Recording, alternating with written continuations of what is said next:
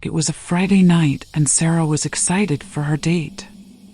She had been talking to Mark online for a few weeks and he seemed really nice. They had planned to go to a new restaurant that had just opened in town. Sarah arrived at the restaurant early and waited at the bar for Mark to show up.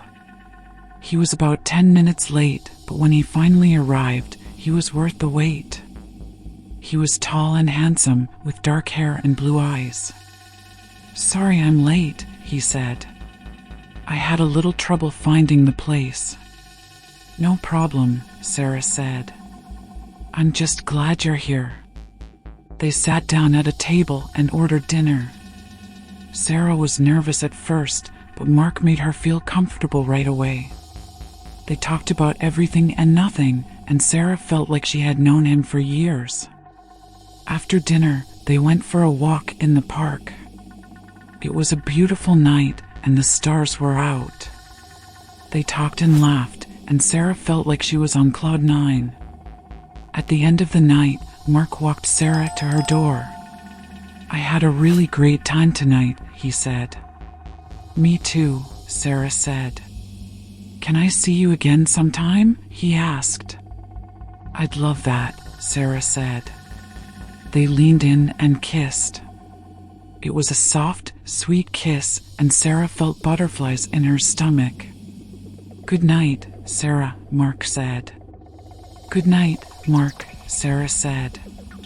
Sarah watched as Mark walked away. She couldn't believe how lucky she was.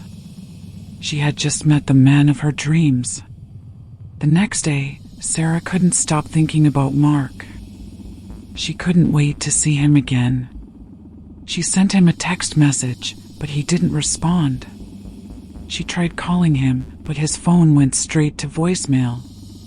Sarah started to get worried.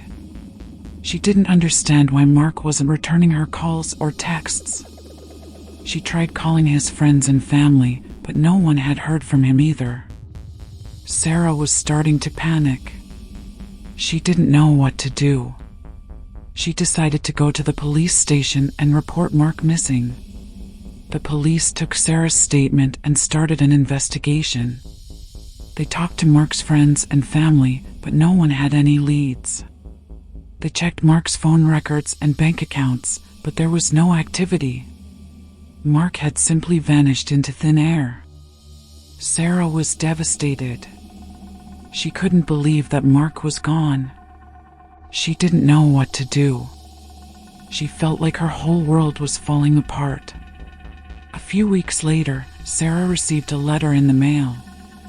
There was no return address, but she knew who it was from. It was Mark. The letter was short and to the point. "I'm sorry I disappeared," he wrote. "I had to. I'm in danger. I can't tell you why, but you need to forget me. Don't try to find me. It's not safe." Sarah was terrified. She didn't know what to think. She didn't know if Mark was in real danger or if he was just trying to scare her away. Sarah decided to go to the police with the letter. They took it and said they would investigate. A few days later, the police called Sarah. They had traced the letter back to a small town in the middle of nowhere. They sent a team of detectives to investigate, but when they arrived, they found the town deserted. Every house was empty. There were no cars on the streets. It was like everyone had just vanished into thin air. The police never figured out what happened to Mark or the people of the deserted town. Sarah never heard from Mark again. She still thinks about him sometimes. She wonders what happened to him and if he's okay. She hopes that one day he will come back to her, but she knows that the chances are slim. Sarah's date night horror story is a cautionary tale. It's a reminder that not everyone is who they seem. It's also a reminder that there are some things in the world that we can't explain. Sarah's story is a reminder that we should always be careful, especially when we're meeting someone new. We should never get in a car with someone we don't know, and we should always tell someone where we're going and when we expect to be back. Sarah's story is a scary one, but it's an important one to remember. It's a reminder that we should never take our safety for granted.